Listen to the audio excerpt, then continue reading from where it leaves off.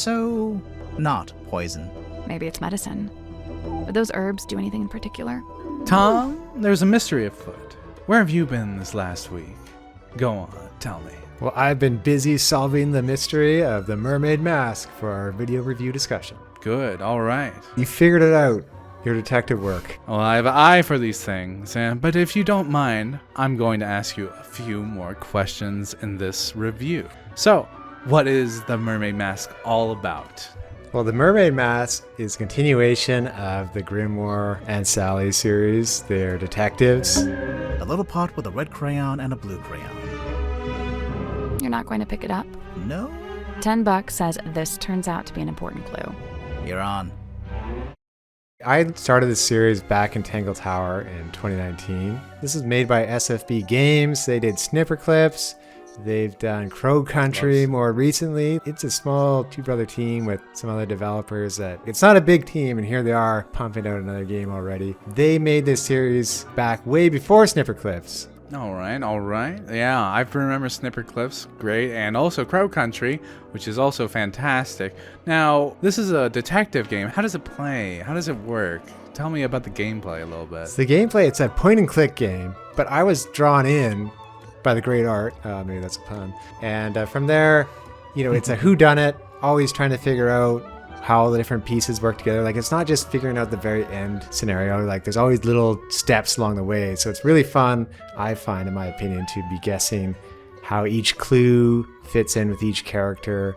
On a serious note, though, like, there are puns, it's lighthearted, it's fun, but it is about a murder mystery. Much like Tangle Tower starts off with a murder, this one too starts off with a murder. You never get to meet the person who died while they're living, and you're kind of figuring out, piecing together what happened in this problem. In this case, this time it is on a submarine, which I thought would be, kind of small and claustrophobic, but fortunately, no, not. It feels quite spacious inside. You feel like you're trapped within a little area. No. You don't feel like you're trapped in there or anything. Like, it's fortunately big. Otherwise, I'd be like freaking out the whole time.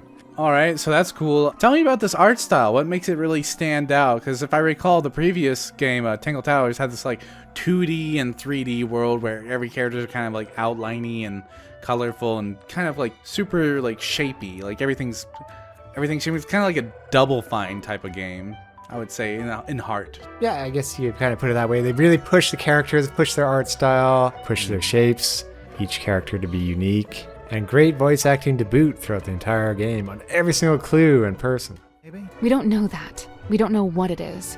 Doesn't make any sense for it to be poison. Magnus was killed with a blade, something sharp. Right, but there wasn't anything like that at the crime scene.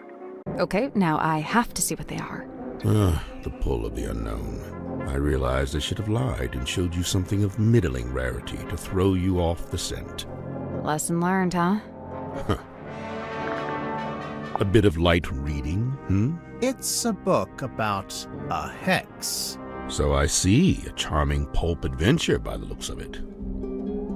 Or in this game too, compared to Tangle Tower, there are 3D set pieces for clues or puzzles, not just a 2D game, but pushing in 3D technology that I guess they might have learned about a bit in Crow Country. All right, so they're mixing it up. Now, detective games live and die by their story. Like, how would you feel about the story? Did it really engage you? Did it really pull you through? The story really did once again bring me in like Tangle Tower. One thing though that I did try, which I might recommend not doing, I tried turning off hints. Now hints, you can have them for clues, you can have them for rooms to go to, or you can have them for suspicions. They're all parts of the game. Like, you talk to characters about other characters, you talk to them about different clues, build up a case, then you get to work out a suspicion for what you think they were doing.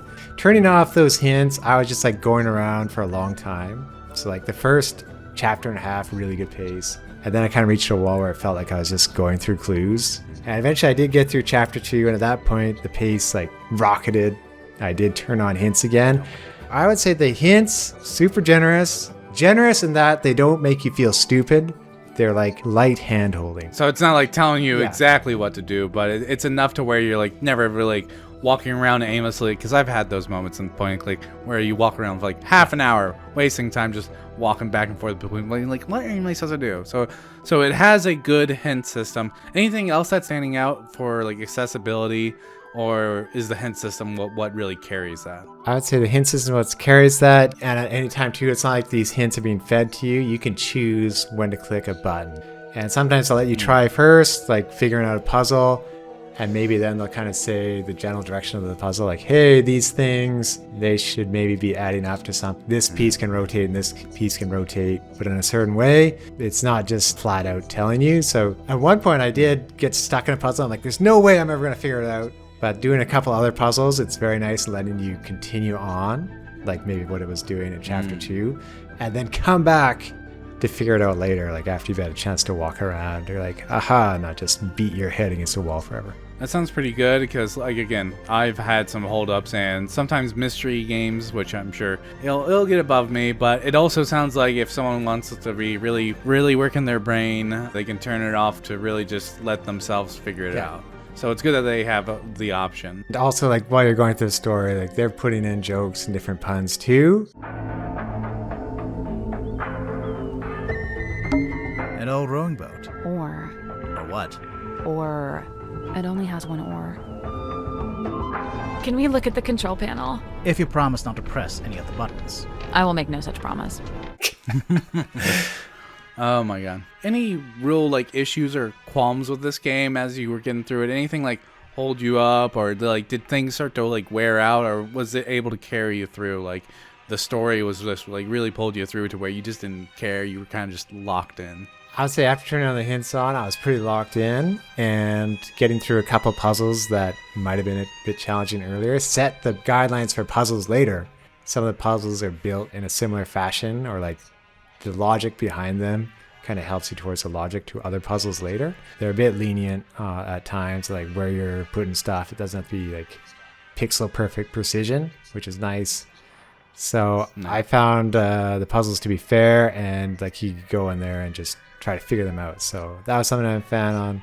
Yeah, after that, like 2 also as well, like there's hints earlier on, like you remember, like, oh, maybe they'll be helpful later, and they like gently remind you about them, so you're not trying to think back to like 17 hours ago what I had sort of uncovered at one point. And you liked the story. I loved so the it sounds like you were enjoying the gameplay. You loved the story. All right. So the story element it held up, and the gameplay was good enough to where you never really felt like it dragged too hard. No, never dragged hard. The story crafted in such a way that even as I'm figuring stuff out, there are more secrets and stuff to unlock or later on. Ooh. What's your overall verdict, or do I already know what it is? How about you just tell me so you won't be humiliated by my expertise?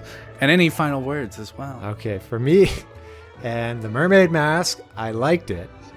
It was a bit better than Tangle Tower, but it wasn't like a huge leap. It was kind of similar. It's like more of a great thing. And I like Tangle Tower a lot, so I'm saying I liked Mermaid Mask. I played it on Steam for about 18 hours. The controls are designed for a mouse. I played it with a controller at times. Some small things could be like if the right stick scrolled up and down.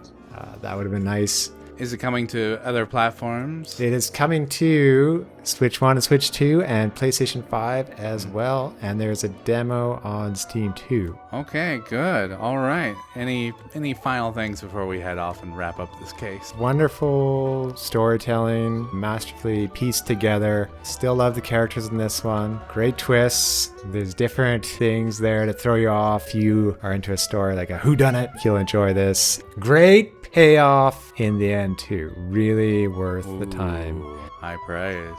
All right, well, with everything, thank you all for watching, and for more on all things gaming, subscribe to GameXplain. See you next time. 4, we go home. 3, she pays us. 4, we go get ice cream. 5, we go home. Deal. Wait, I didn't... Meeting adjourned.